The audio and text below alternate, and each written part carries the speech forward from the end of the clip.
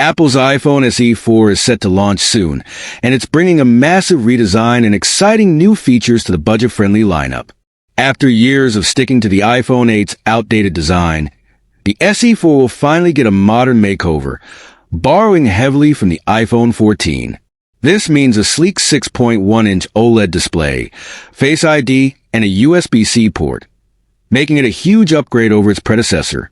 One of the most exciting changes is the inclusion of Face ID, replacing the Touch ID home button for the first time in the SE series. The device will feature a notch at the top of the display, similar to the iPhone 14, though it won't get the dynamic island found in newer models. The SE 4 will also sport a single 48MP rear camera, a significant improvement over the SE 3's 12MP sensor, promising better photos in all lighting conditions.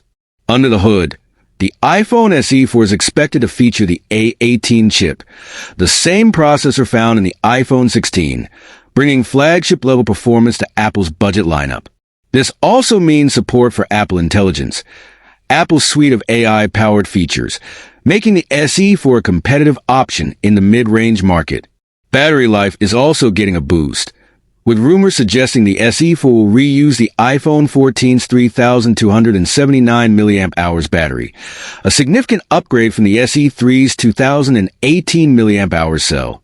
Additionally, Apple may introduce its in-house 5G modem, codenamed Sinopi, though the benefits for users remain unclear.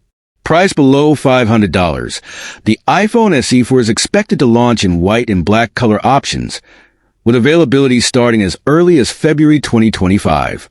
While Apple may skip a dedicated launch event, the SE 4 is shaping up to be a game-changer for budget-conscious iPhone fans.